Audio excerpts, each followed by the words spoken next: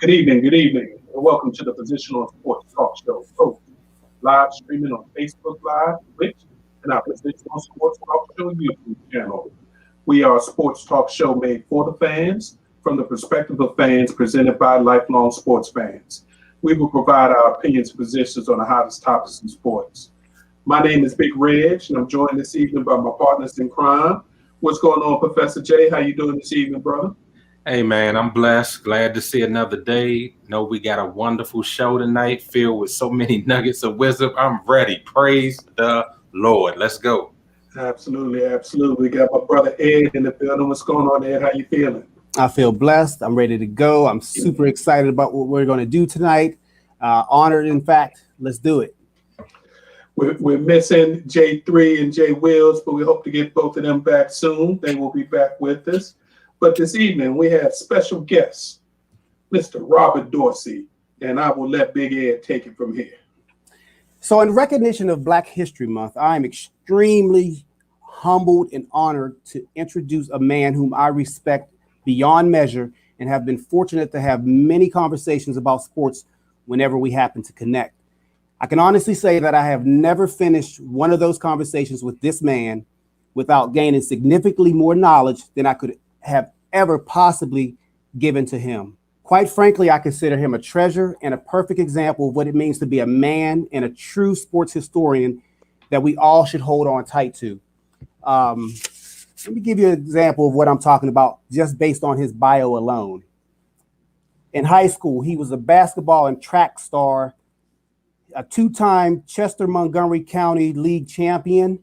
That's right outside of, it's in suburban Philadelphia.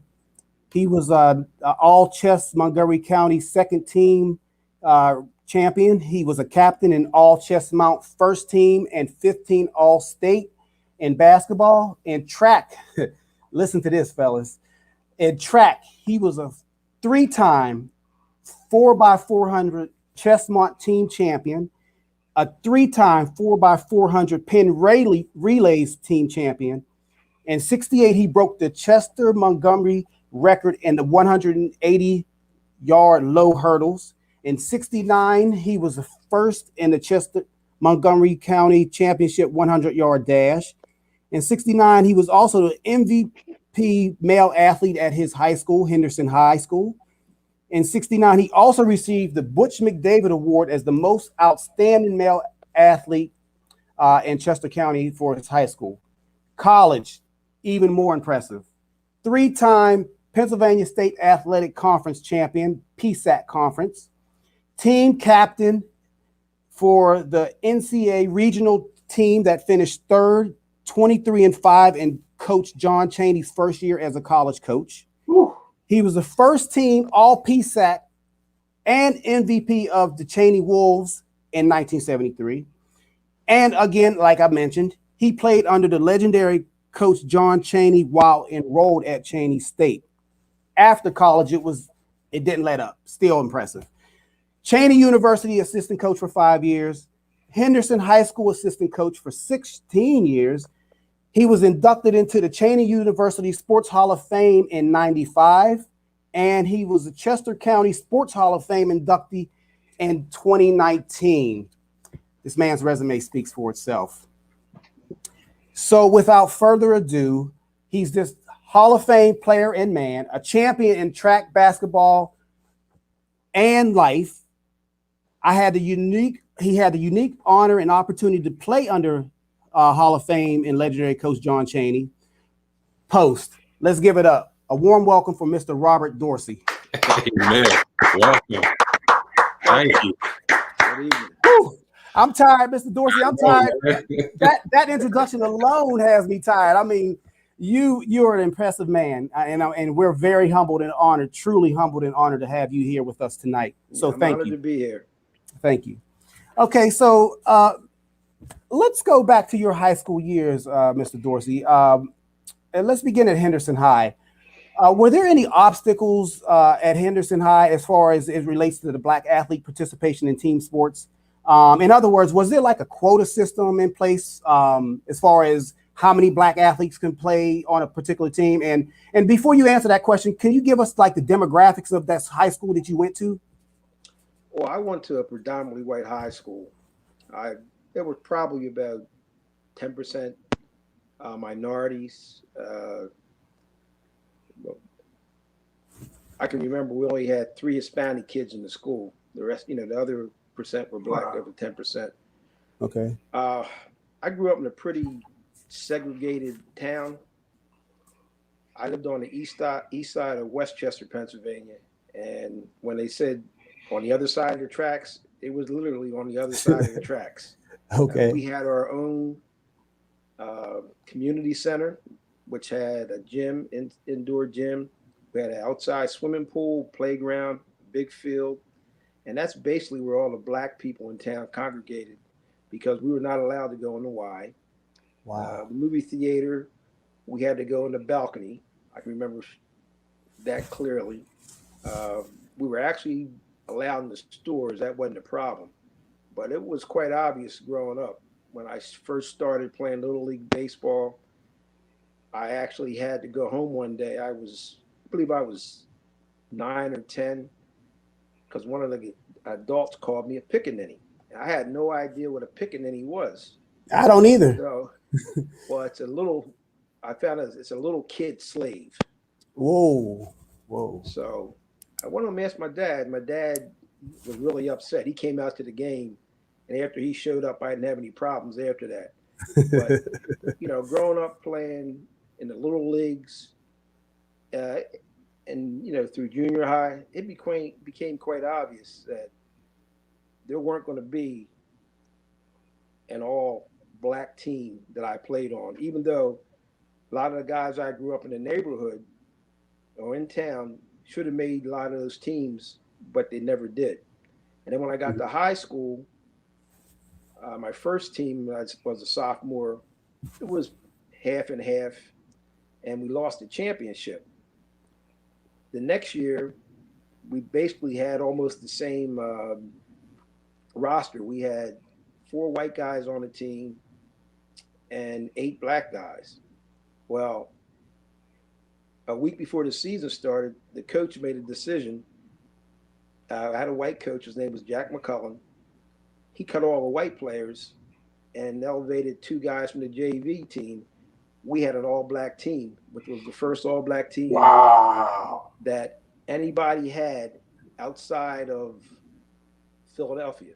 And at the Now was time, Philadelphia now was not in the I'm sorry. PIAA with us. They had their own league. So he caught a lot of flack for that. We won the championship. We ended up losing the district championship to a team from Delaware County, Pencrest High.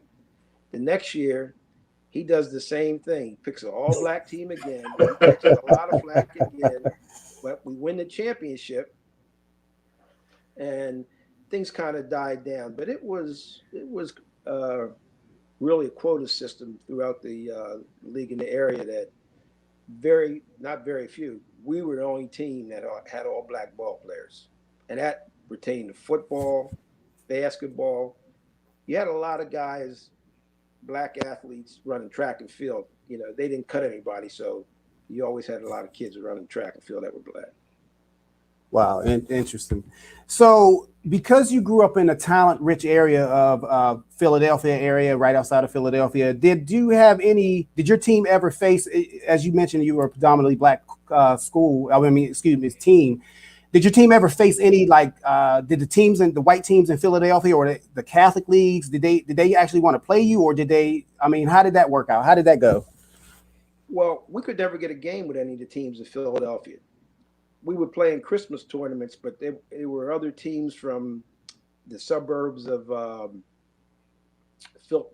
Philadelphia, Delaware County, Chester County. Now, one tournament we played in, we did play one Catholic League team with St. Tommy Moore, and we beat them. And that was really the only team we've ever played. That I played in high school. It was from the Catholic League.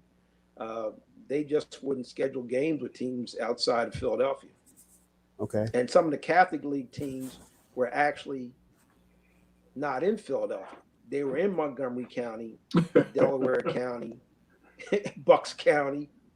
People don't realize that most of the Catholic League teams that say they're the Philadelphia Catholic League are not in Philadelphia. Wow, I never knew that. Yeah, they're all outside. Most of them are outside of Philly. So it's obvious that, like when I read your bio, that you had, I mean, you were a star on the basketball court as well as track. Um, what was your recruitment like as far as when you started deciding where you wanted to go to college? Like, um, did you was there any did you have like did you want to go to like a white school? Was it even an option? Like what was during that period of time? I guess this would be in the late 60s, early 70s. Like what was the atmosphere as far as black players actually getting recruited to these colleges? Well, at the time when I first got to high school, I had no intentions of going to college. I was fortunate that my track coach, a person later became my track coach, a man by the name of John Hewlett, came from Maggie Walker High School in Richmond. He took a job at Henderson as a science teacher, and they needed a track coach. Mhm. So he took over as a track coach, and he was able to convince the superintendent of schools to let him start a project where he tried to get as many black kids in the predominantly black schools, Morgan, Howard, Hampton, Norfolk State, North Carolina A&T, Delaware State, and he was successful in probably, I would say, funneling probably about 30 of my fellow students, fellow classmates to black colleges. And it just so happened, I might be getting ahead of myself. Mm-mm. Um, he was friends. You're teaching us. He was friends with the coach, the track coach at Norfolk State. His name was Dick Price. But he took me to Morgan, uh, Hampton, which college he graduated from, Virginia Union, Virginia State. He actually took me and two at different times. He took us down to black colleges, to tour black colleges, Maryland State, to see what they were like. And he's probably more responsible for me going to college than anybody else. But as far as being recruited, I got some offers from some schools out in Ohio. Uh, I got an offer from Akron. Um, I think it was Kent State, uh, Army, which I wouldn't look at because at the time that was the height of the Vietnam War, and there's no way I was going to the academy.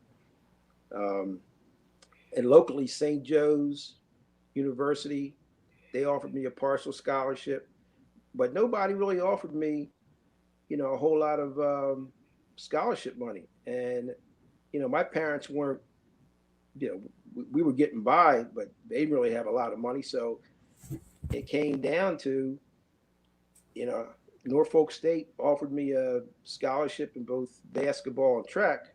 So I ended up taking that. But I was really disappointed because it seemed like the Philadelphia Public League and the Catholic League, they were getting all the scholarships locally. And after my junior year playing basketball, we were playing a tournament called the Al Diafronio tournament in Conshohocken, Pennsylvania. Well, I played against the guys from Philly and in the Catholic League and the Public League. And to be honest with you, I didn't see any difference. They weren't better than me, and I couldn't understand why. Not only me, but the ball players out in the suburbs weren't getting a shot to play in Philadelphia, the Big Five at Villanova, Temple, LaSalle, St. Joe, Drexel. Right. So, yeah, we felt pretty shunned, all of us. So okay, so you mentioned Norfolk State. Norfolk State. How did Chaney State get on the? I mean, how did you end up playing in Chaney State? I went to Norfolk State. I registered. Like I said, the track coach, Dick Price, was also the football coach. So we had a meeting with all the athletes, the freshman athletes that they brought in. It was football players, basketball players. And when I got up and asked the basketball coach, when do we start practice? He said, oh, there's been a change. You're not going to play basketball. They want you to play football and run track and run indoor track. I said to him, because I had played football before up until senior high. I got hurt. Okay. Actually, football was actually my better sport, but my dad wouldn't sign the paperwork for me to play football because I hurt my knee. Okay. Well, I thought about it. We had a big conversation. He said, well, you got a choice. You can stay here or you can go home. I packed my bags the next day and went home. And I had been recruited by Chaney. So I went out to Chaney, talked to the basketball coach. He said, sure, we'd love to have you. And the first basketball coach I had, his name was Hal Blitman. Mm-hmm. And Chaney at the time really had probably one of the best Division II programs in the country from like 1964 to 69. They were ranked nationally. They had probably about 5 or 6 guys that played in the the ABA. Mm-hmm. So they were well known. Well, right before the season started, my coach, Hal Blitman, he left to take the job of the Miami Floridans of the ABA. So now I'm there, the coaches left. We didn't have a coach. So the assistant athletic director, his name was Tony Coma. He took over as coach. Well, I didn't know much about him, but I later found out he had coached Earl Monroe in high school.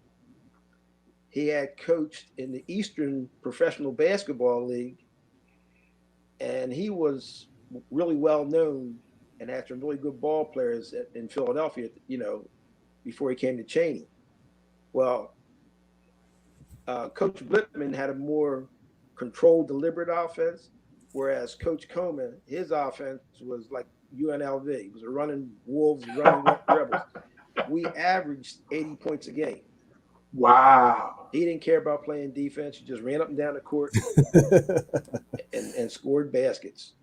But we had some real good players on those teams. We ended up on the 2 years I played for Tony Coma, 4 of our ball players got drafted in the NBA. One impressive. played on the New York Knicks team that the year after they won the championship. His name was Greg Fillmore. He was their backup center at Willis Reed. We had some other guys. A guy, Charles Kirkland, played for the Milwaukee Bucks, and 2 guys also got drafted by the Knicks. But Mr. Blitman, when he left, took 2 ball players that never played at Chaney. I mean, they were on the team, but never played a minute of college basketball. They went with him to Miami. Wow. So then my senior year, in all those years, we won the championship. My sophomore year, we were the Mid-East Regional champs. We went out to the Nationals. We came in 5th place. We got beat by Evansville in the quarterfinal game.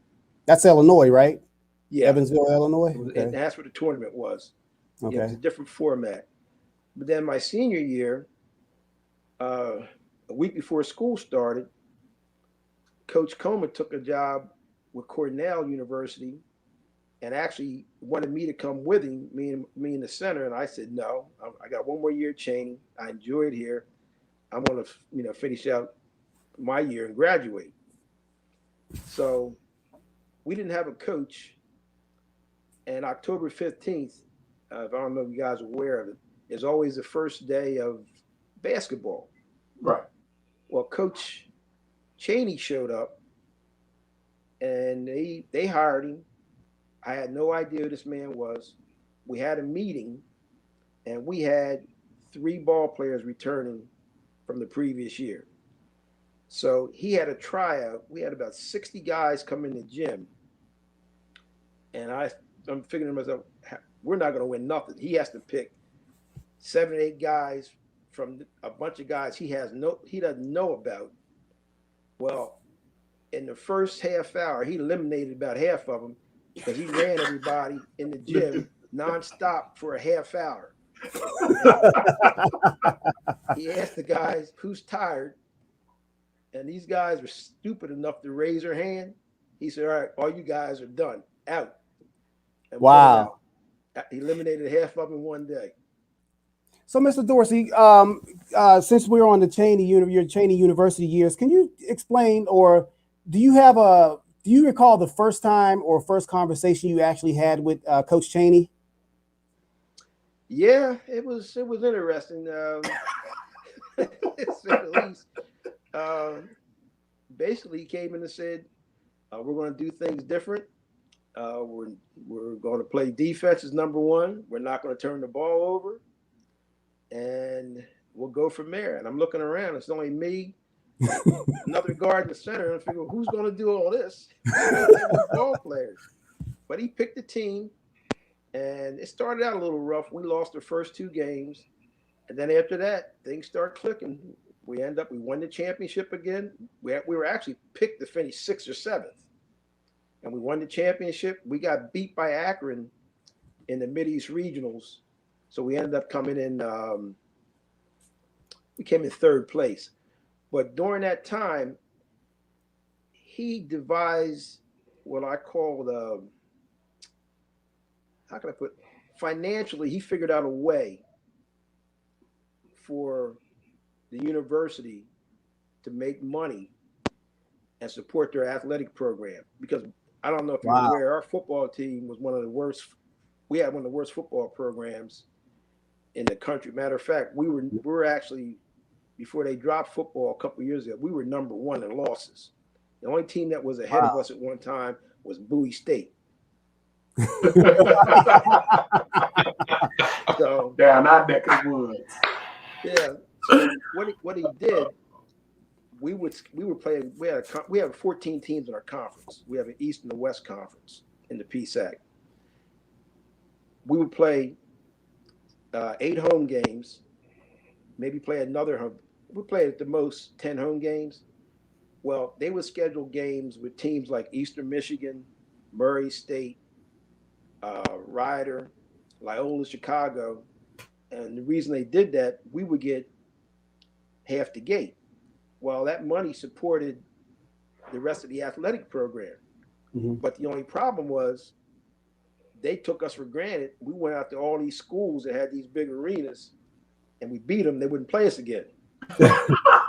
So you real quick. So you said you went out to various arenas to play and earn money. What, you were right there in Philadelphia. What about the Big 5 of Philadelphia? What would they wouldn't play Villanova or LaSalle back in the 60s when I was telling you about the good teams that Chaney had?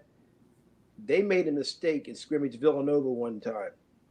Well, they thrashed Villanova, and I guess the word got out, they wouldn't give us any games. The only team that would play us in the Philadelphia area was Philadelphia College of Textiles. I don't know if you've ever heard of them. They're coached by Herb McGee, mm-hmm. who's in the Basketball Hall of Fame.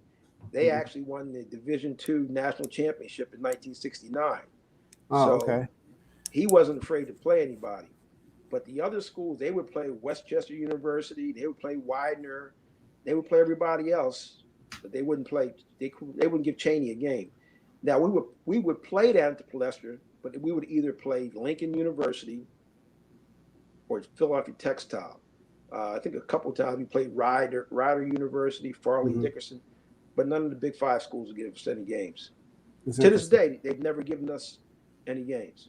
Wow, that's interesting. So it's apparent that, like I've mentioned, that you've and like you're explaining to us now, you've experienced a tremendous amount of success in track, in basketball, and so along the way, obviously you've come into contact with some great coaches. I mean, yes, you have natural talent. Yes, you obviously worked hard. I'm tired listening to you. But what was it about Coach Chaney was there something about him that maybe was a little different as far as his coaching style? Because obviously, he came to Chaney and it was his first coaching experience on the collegiate level. So what was it about Coach Chaney that was maybe a little different, if there was anything different at all? Well, first of all, he was probably one of the most honest people I ever met. If he said something to you, he meant it, and if he said he's going to do something for you, he did it. He was fair, but he was demanding. But the one thing I can say about playing for Coach Chaney was the stuff we would work on in practice.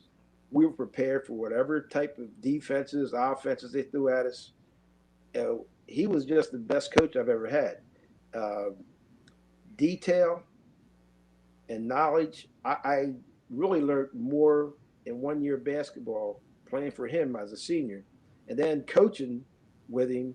I did all the scouting for 5 years, and the 1 year in '78 we won the national championship. So I was pretty close to him, and I would help him. I called myself helping him draw up our game plan. He listened to me. Everybody got into the games. He'd ask my opinion, and a lot of stuff I said to him, he would agree with. But he was just. It's hard to describe. He was a caring person, and one thing he said the first day of practice: if you don't go to class and do your work, you will not be on this team. And there were some guys that didn't do that. And he had a couple of guys that were on his championship team. They didn't go to class. The next year he came back and cut them. He meant it. So there's two things I've been meaning to ask you for a minute, and I wanted to wait until tonight to do that. One is playful. One is a bit more serious. The first thing is, did the 5 a.m. practices really exist? That's the playful one. The second one is the time you got to Chaney and actually your college years, and having been fortunate enough to play under John Chaney, who was probably one of the most social justice conscious brothers, coaches that we've ever had on the scene of college athletics, period. Was he like he was by the time I start paying attention to Coach Chaney? Was he always preaching social justice as far as, how you conduct yourselves or what's at stake as far as the Black community is concerned? Was it always on his mind? It was always on his mind. We had a, code of conduct. Like I said, he didn't tolerate any nonsense. There was a lot of things going on as far as there was a lot of protests. When I got to school, we actually had some buildings being burned. That was the height of the civil rights movement. Wow. And he said, look, you're here to get an education. He said, I respect, your politics, but you're here to get an education. And second, then play basketball. And that was his philosophy. And, he said, we're not going to take anything off of these people we play. He said, but, you got to conduct yourself, in an orderly manner, because we had some guys that were really rough at the time. When I would say that really rough, I mean, because we played in an all-white conference, and we went on the road, you didn't get any calls. Right. And we had some guys that got beat up pretty good. And, we had to really restrain ourselves from getting in a lot of fights, but we did. So did you have the 5 a.m. Oh, the 5 a.m. Believe it or not, the 5 a.m. practices didn't bother me. What did bother me was when we had a bad game, and he had a policy of we didn't shake anybody's hand. When the game was over, because the students would run on the court. You ran downstairs in the locker room. Okay. So we're going downstairs in the locker room, and the manager were down there, and they said, Coach Chaney said don't get undressed. I couldn't figure out why he said that. So some of the tongue lashes he gave us were I couldn't tell you. They were pretty severe. They cleared the gym, all the spectators. He said, okay, back upstairs. We practiced for another 2 to 3 hours. What? Wow. Yeah. After the game. Yeah. Now was this a regular thing? Now was this a regular thing or was this periodic? No, it was when he thought we played a bad game. Oh, okay. It was like about 2 or 3 times a season. But it was the first time he did it. I said, "This man's crazy." But the guys got the message because we had some guys who were slacking, weren't doing what they're supposed to do. That didn't happen too often. Yeah, but the So 5 a.m. practice I could handle. That was no problem. so based on what's been the atmosphere in our country the last several years, and it seems to be it came to a boil this past summer of 2020. There's been a push for Black athletes to return to HBCUs. As a Black player and a historian of sort, who's actually lived and played during a time of civil rights, when the white schools were starting to extract Black talent and thus revenue, i.e., players, out of the HBCUs and into their colleges. What's your opinion as far as the state of HBCUs now? And do you believe the players have a social or economic or educational responsibility to return to these colleges? What's your read on that, Mr. Dorsey? Well, I could go back to when I was first traveling to the Black universities. On one of my trips, we went to Morgan State, as I had two friends of mine, actually three, that played on Henderson's football team. One was an end, two were ends, and one was a nose tackle. Well, when we went down to Morgan, the Morgan coach was Coach Banks, legendary Coach Banks. Mm-hmm. Well, when I got down there, the first person, again, this Mr. Hewlett took us down. He was ended up being Dr. Hewlett. I met Eddie Hurt, Coach Hurt. Now, I didn't know Coach Hurt was at the time until I went outside and looked at the Morgan gym. It was Hurt Gymnasium. And I read up on him. But we go into the locker room, and I had never seen people that big in my life. And I said to the two guys that were on the football, that went down there with football players, I said, "You guys aren't going to play down here." I saw who they had on the team. They had 3 first-round draft picks. They had Raymond Chester, Ray Glatter. He got drafted by the Houston Oilers. Then they had a guy, Carlton Dabner, got drafted by I think he got drafted by Atlanta Falcons. But they had about 6 or 7 guys on that were getting drafted every year out of Morgan State.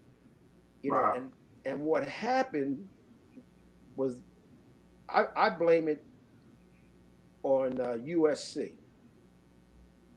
USC was more responsible for integrating white colleges with Black athletes than anybody else. Yeah.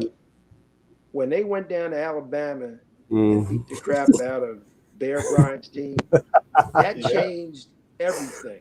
Yeah, it did.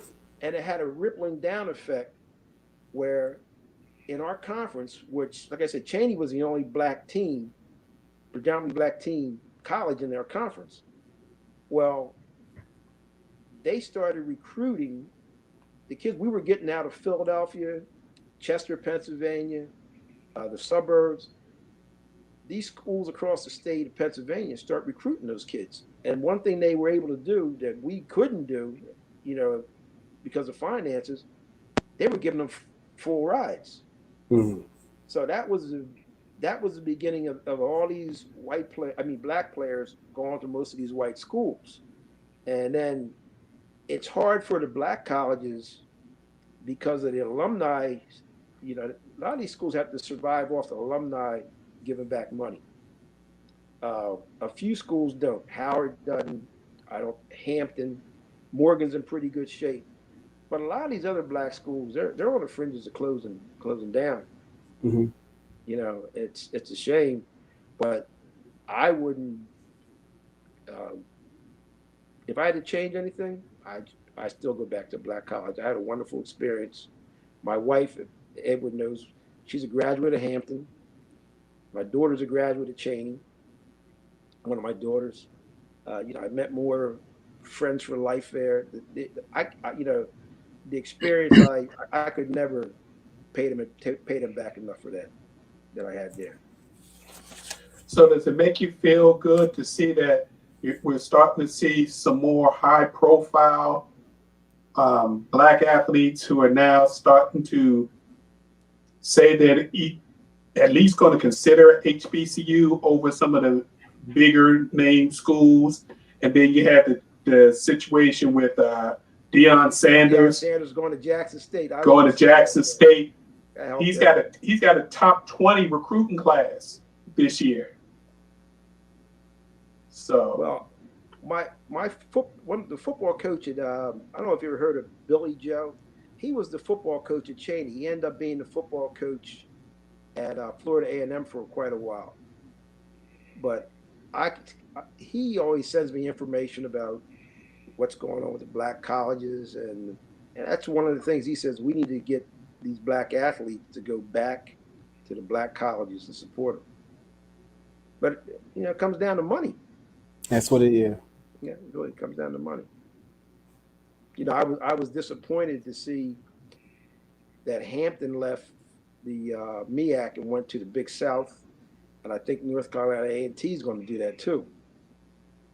So I hope other schools, stay in the black conferences. So I feel almost selfish because I was running my mouth, and that's how it is whenever I get an opportunity again to talk to you, Mr. Dorsey. I kind of hog your time up because I'm just fascinated. You one story after one story. So it was thank you from the bottom of my heart for giving us this history lesson, so to speak. And we really appreciate your time and effort. Thank you. I'd like to say something to Professor J, who has the Morgan hat on. Uh-oh. This is another situation about economics and racism. Mm-hmm. I went to grad school at Morgan State after I graduated from Chaney, and right towards the end of the semester, my first semester, I got a call from the guidance counselor that I was dealing with at Morgan, who informed me that my money was cut.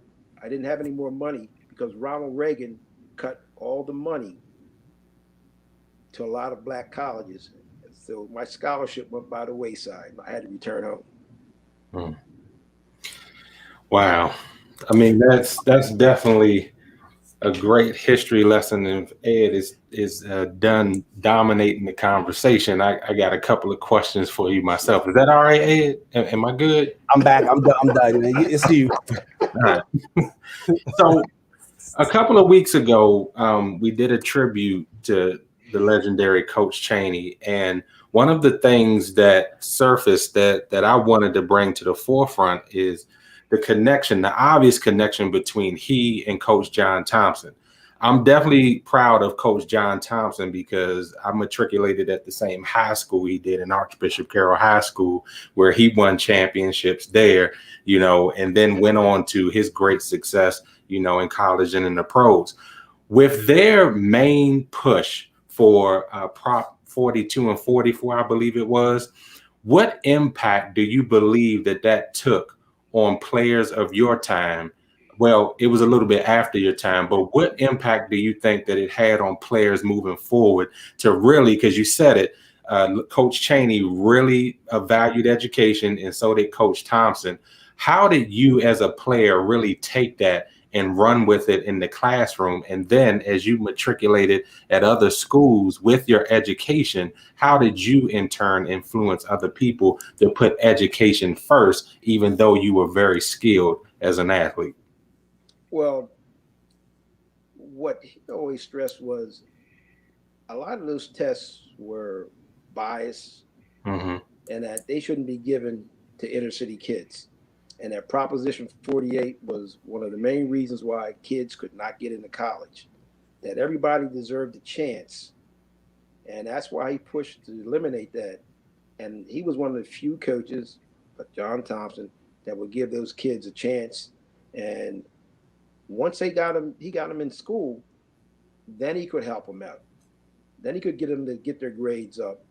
And a lot of the guys that he had, a lot of them ended up playing professional basketball. And they were all prop, 48 students. And when I was coaching high school basketball, our goal was to see if we could get every kid, and not even just the basketball players. The head basketball coach's name was Leon Bell at Henderson. He was my teammate in high school, my teammate at Chaney. They really stressed trying to get all our kids to go to college, to further their education. Even if they didn't go to college, go into armed forces, go to technical school, but do something. Just don't graduate and then sit around. We do, and coach. That's what Coach Chaney stressed. Just do the best that you can do. Don't be slacking. Don't waste your opportunities. And that's what he did. He gave everybody opportunities, and a lot of the other coaches, because of Proposition 48, would not. Amen. You mentioned the word shunned, and I think that stood out with me a lot because I work with a lot of inner city kids right now. And one of the things that they always bring up is how they're viewed, how they're treated. And if they're not seen as this great athlete or this rapper or any of the other stereotypical things that a lot of our kids, push to fall into, thinking that's the only way they'll make it. When you said you felt shunned, I hear a lot of reasons why young people today feel that way.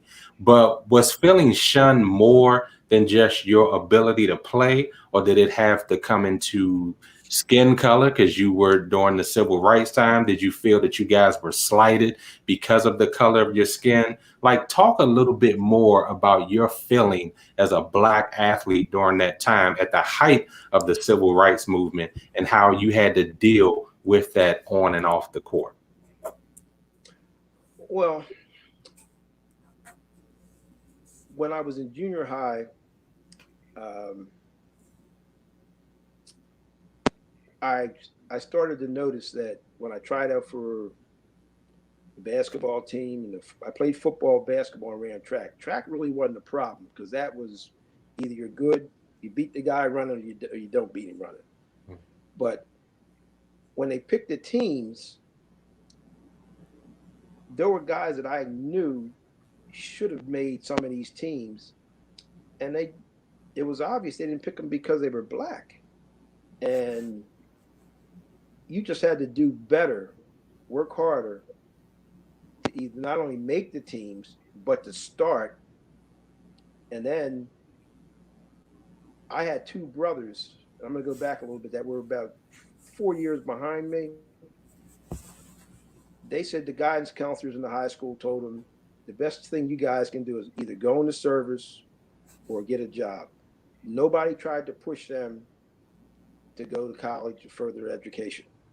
That's just the way it was. And it wasn't until, the end of the civil rights movement, when Lyndon Johnson, after Kennedy got shot, and they started allocating a lot of money to the Black colleges that, people I knew in my area, like I said, that Dr. Hewlett pushed, we started going to college on a regular. But we probably sent more through Dr. Hewlett.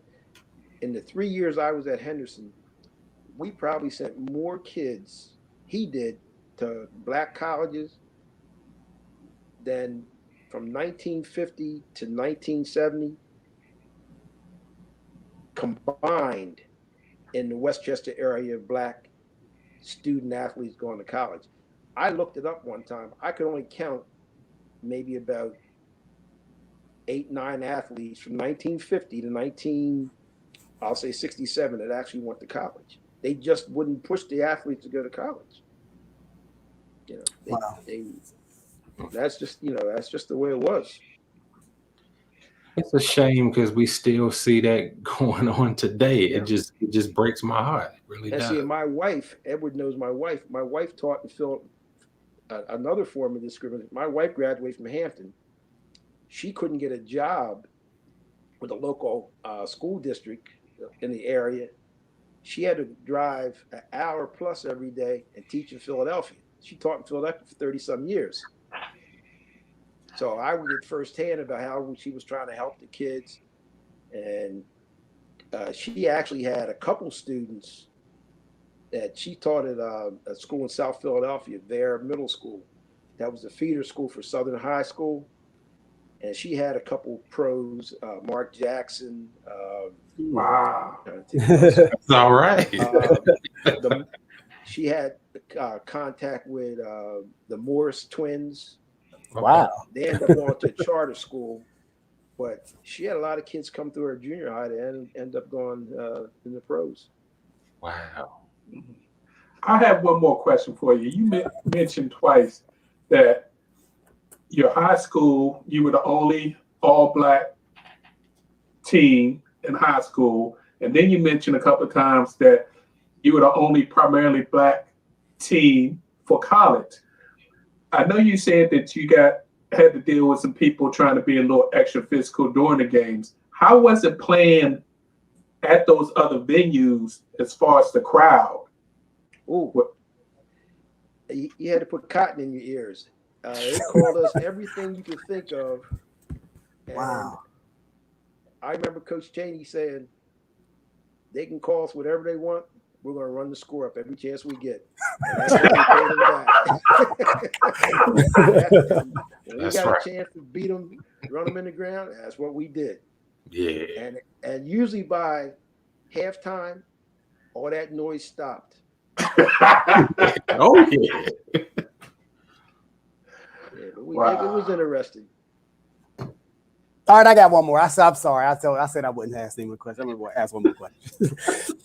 So, Mr. Dorsey, you said, what did it ever wear on you and your teammates that you had to go through this, like either the insults, the challenges of even finding people to play, or whatever else, not being off, not having an opportunity to go to school or even participate in athletics? Did it ever wear on you or your teammates, or did you ever see something like you mentioned? You said you've seen many athletes never even have an opportunity to play because of whatever the quota system. Did it ever wear on you as a black man or a black young man at the time? Did it?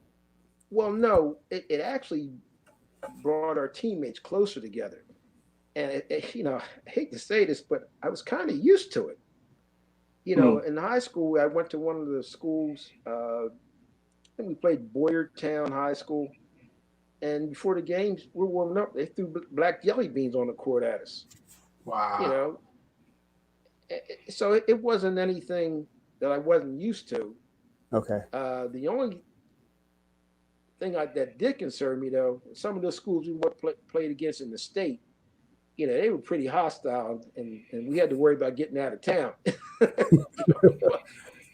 But no, it just made us stronger. It made us more determined to go out and beat the crap out of them. Coach Chaney was a firm believer in, that's how you're going to pay him back. You just go on the court, don't get upset.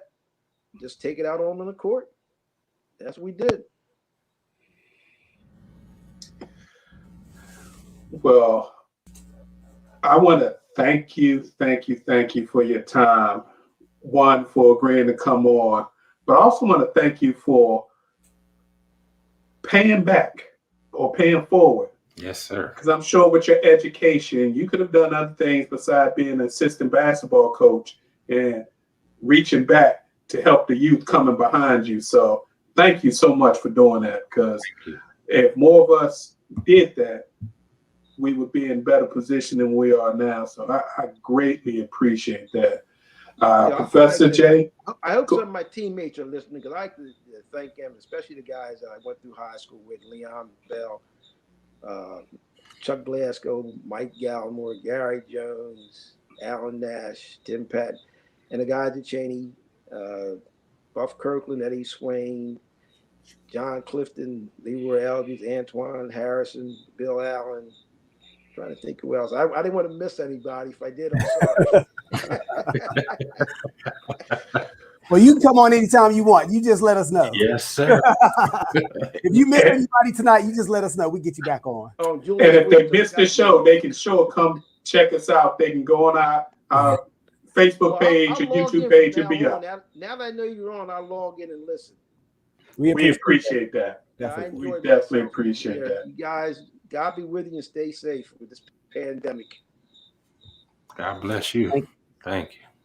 You're welcome. Thank you again, Mr. Dorsey. You have a wonderful evening. We appreciate you. We'll let you get out of here. Then we're going to wrap up a few things before we close the show. Oh, no. You're welcome to stay if you want. But we got about 20 more minutes of non-interview. If you want to hang on, we greatly appreciate it. Look, I have a lot of old injuries. I think I better get up and stretch.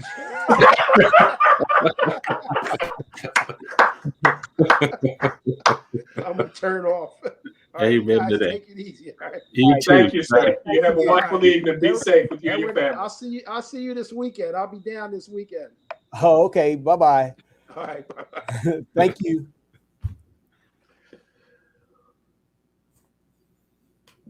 Well, everybody, we appreciate everybody for tuning in. That was a wonderful, wonderful interview, Ed. I'd like to thank you for setting that up. Hey, Mr. Dorsey was a treat. Appreciate that. Yeah, when I talked to him, I was like, hey, he has to. I can't hog this up. This has to be shared. So yeah, he's a great man. Yeah, and he's still doing the same things he was doing then now, but that's a different subject. But let's get it. Okay. Just a couple of quick updates before we get to our post takes and then the things that caught our eye. For you football fans out there, J.J. Watt requested to be released from the Texans, and that was granted. Very interesting. J.J. Watt, 10 years. He get his release. Man, Deshaun Watson can't get out of there. That's for next week's show, probably. Your boy Urban Meyer got his welcome to the NFL.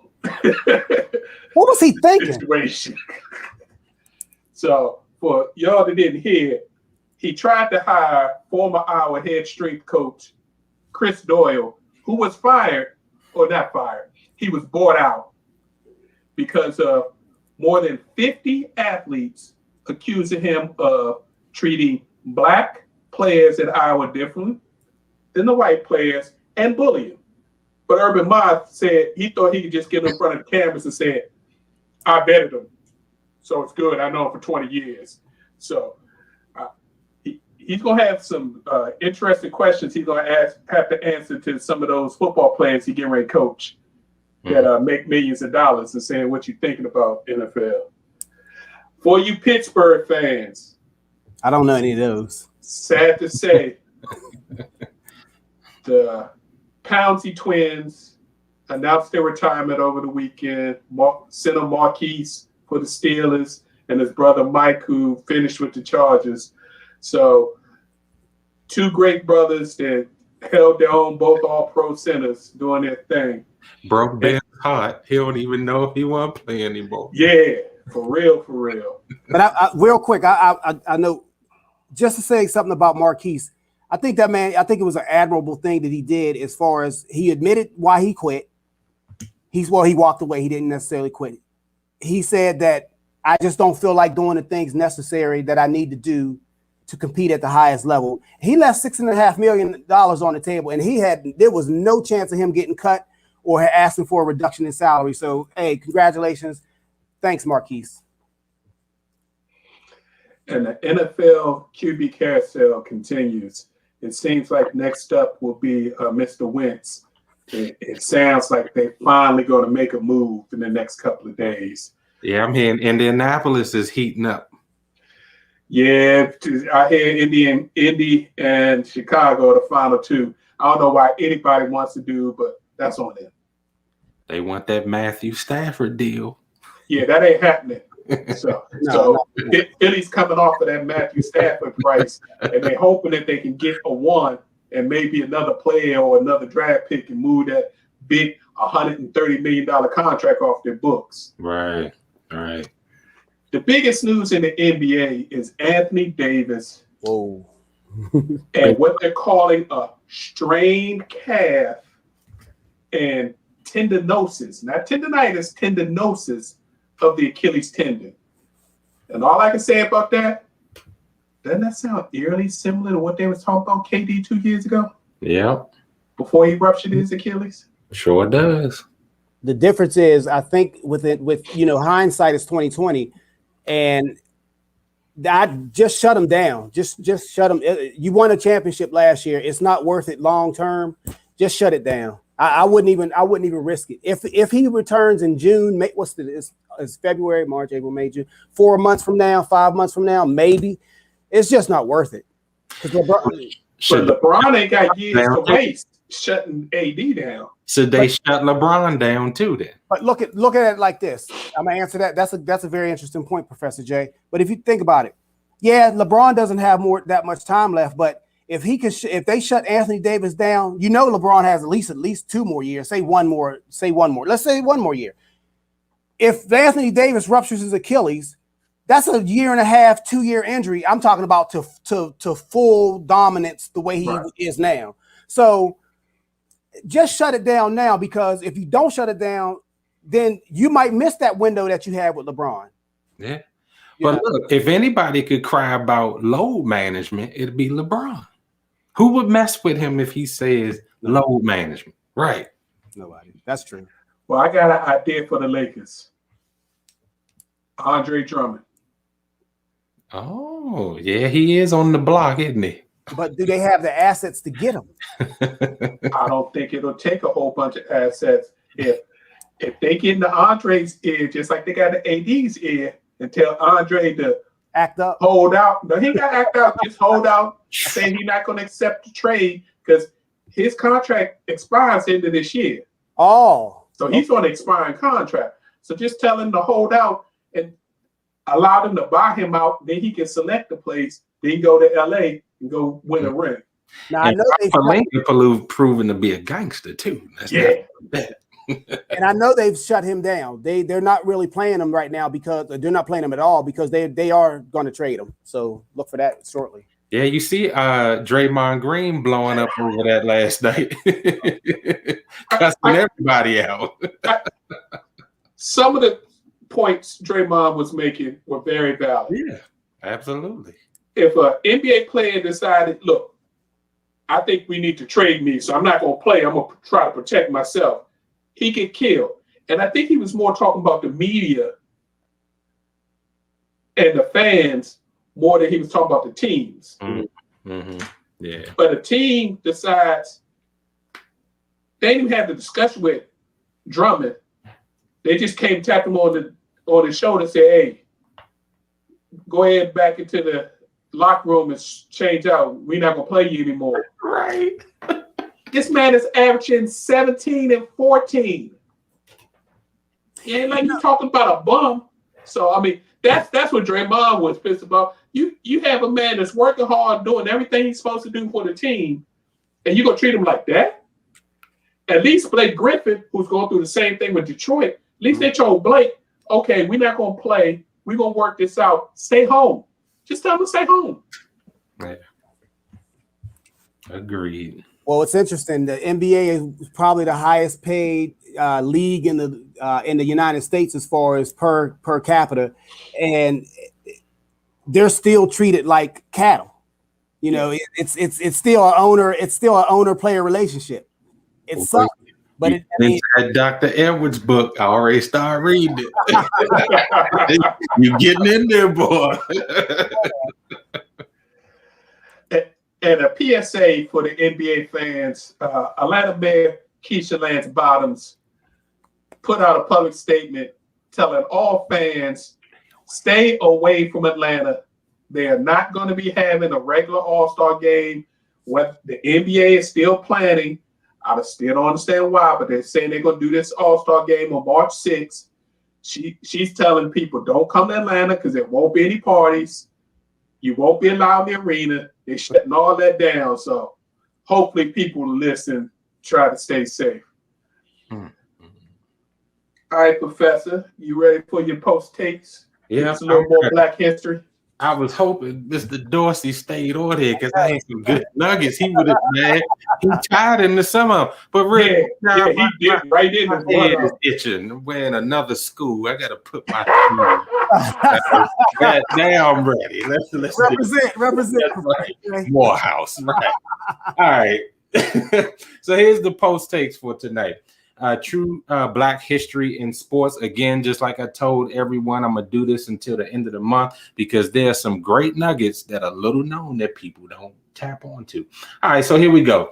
Global icon Michael Jordan is the first Black principal owner of a full-time Cup team since Hall of Famer Wendell Scott in 1973. Okay, you saying who was Wendell Scott? I'm glad you asked. Wendell Oliver Scott was an American stock car racing driver.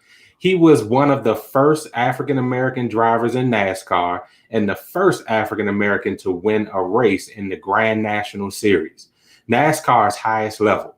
He was inducted into the International Motorsports Hall of Fame in 1999 and the NASCAR Hall of Fame in 2015. William Darrell Bubba Wallace followed in his footsteps with taking the motorsports world by storm. Recently, Bubba Wallace became the first African-American to lead at least one lap of the Daytona 500. This backs up the highest finish for an African-American at Daytona when he finished second in 2018. Wallace now races for Michael Jordan's and Denny Hamlin's racing team that also involved influence by NBA legend and NASCAR enthusiast Brad Daugherty. Brad Daugherty is a minority owner of JTG Daugherty Racing with principal owner, husband and wife, Tad and Jody Gashicker.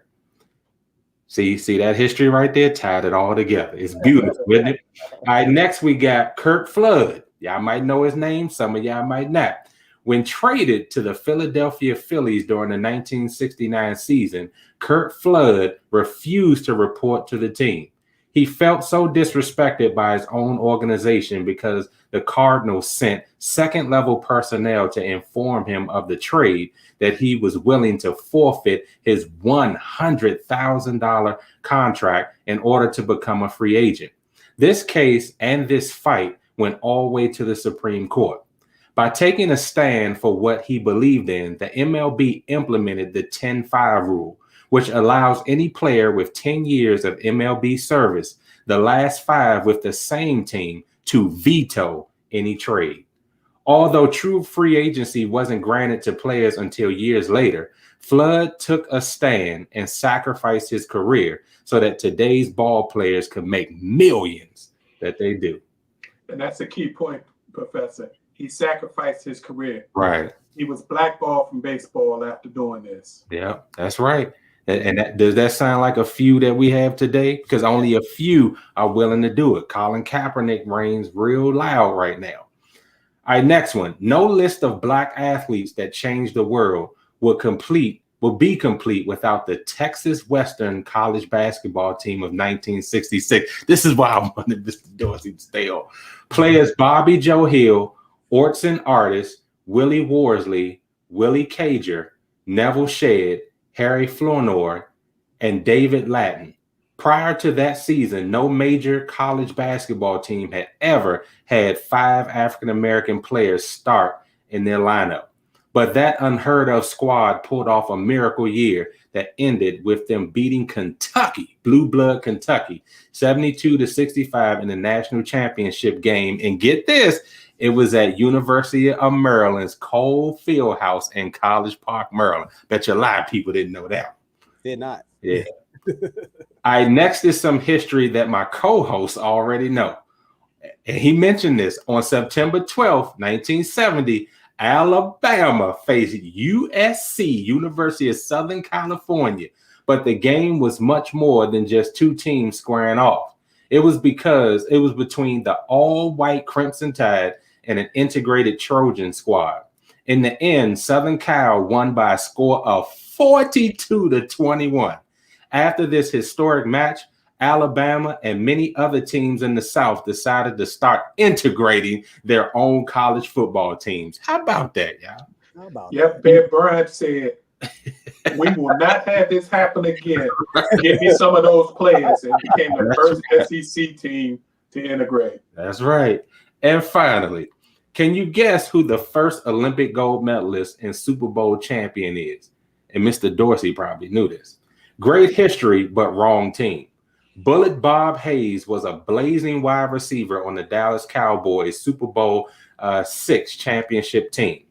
2009 inductee into the Pro Football Hall of Fame.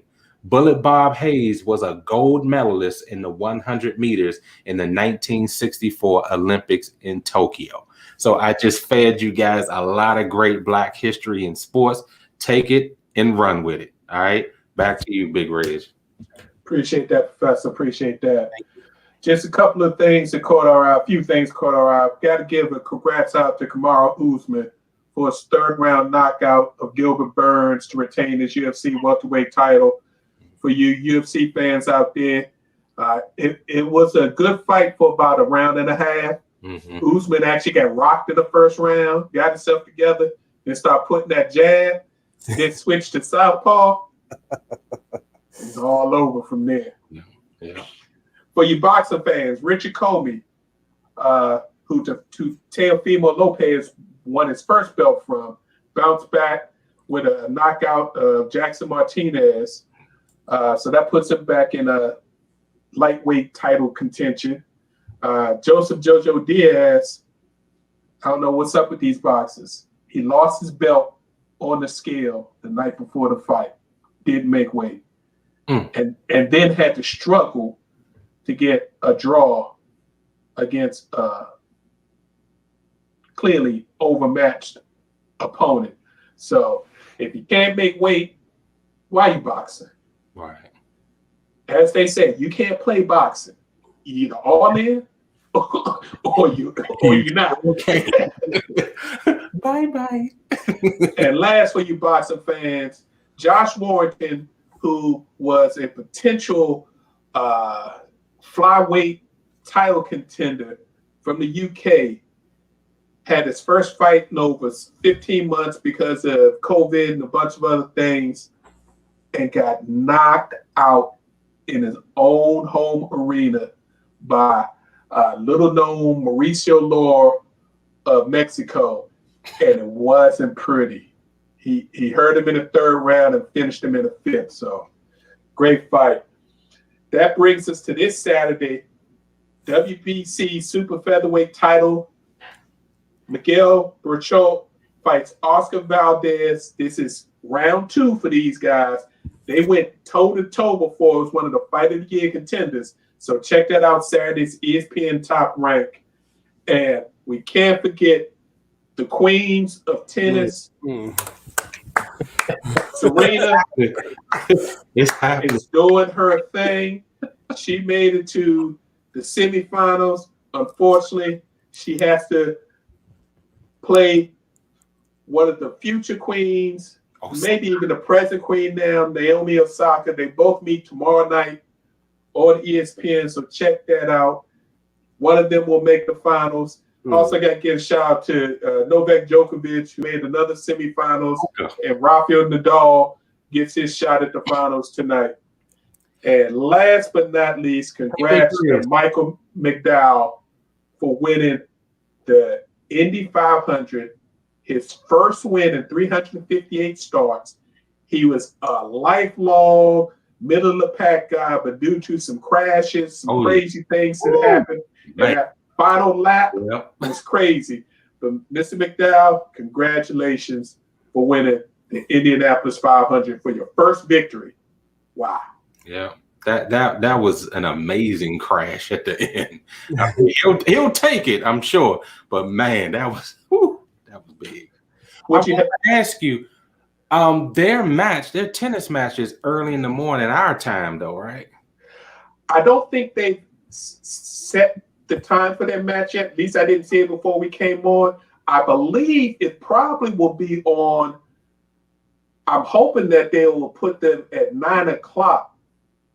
Okay, because I'm gonna check because that'll be I'll get up early to watch. Because the other quarterfinals are actually playing right now, and then they come back and play again tomorrow for the semis. All the women's semis are tomorrow. So the players that are playing today will play on a late match tomorrow to give them a chance to rest.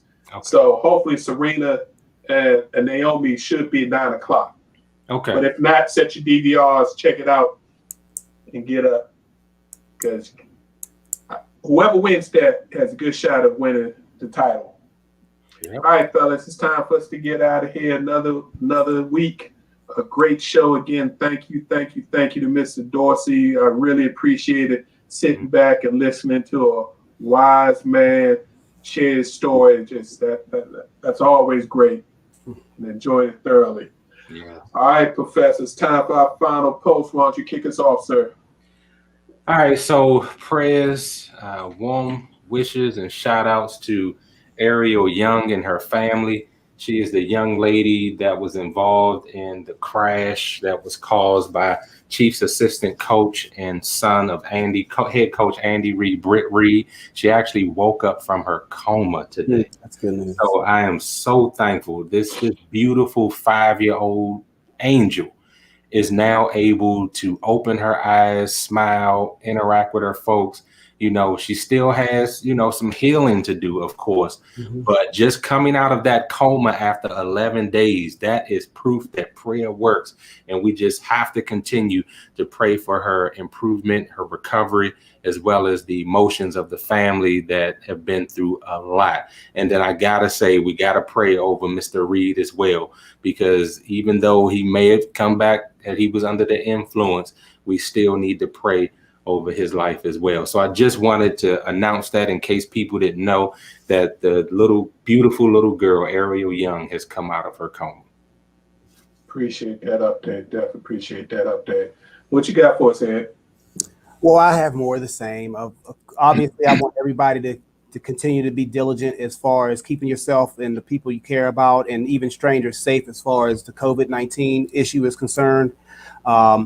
Secondly, and I can't I can't thank Mr. Dorsey enough as far as what he's contributed to this show tonight, and then me whenever I have an opportunity to talk to him. So I want to definitely thank him. And finally, and I just hope J3, we miss you, homeboy. Get well.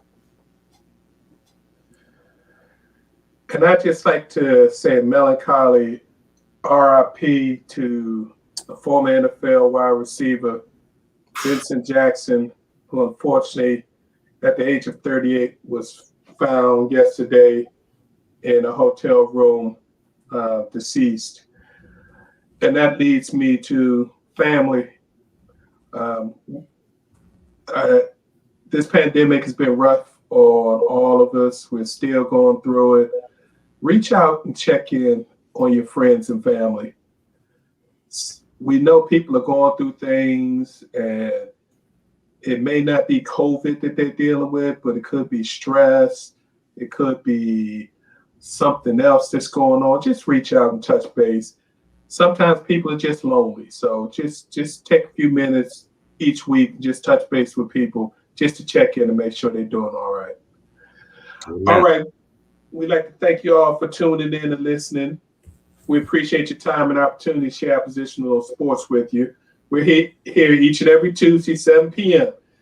Sometimes it's 2, sometimes it's 3, and sometimes we got the full house of 5. But we're going to be here for you because we enjoy sharing our positions on sports with you. We also enjoy seeing your comments and you interacting with us.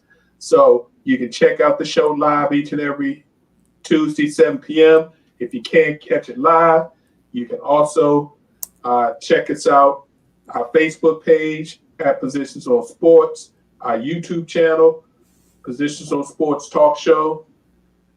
You also have our Twitter, Positions on SPO1. So reach out. We'd love to hear from you. We appreciate your time. Again, we're here each and every Tuesday. Look forward to seeing you next week. Be safe. Take care of yourself. And most of all, have a blessed evening. Peace. God bless you. Peace.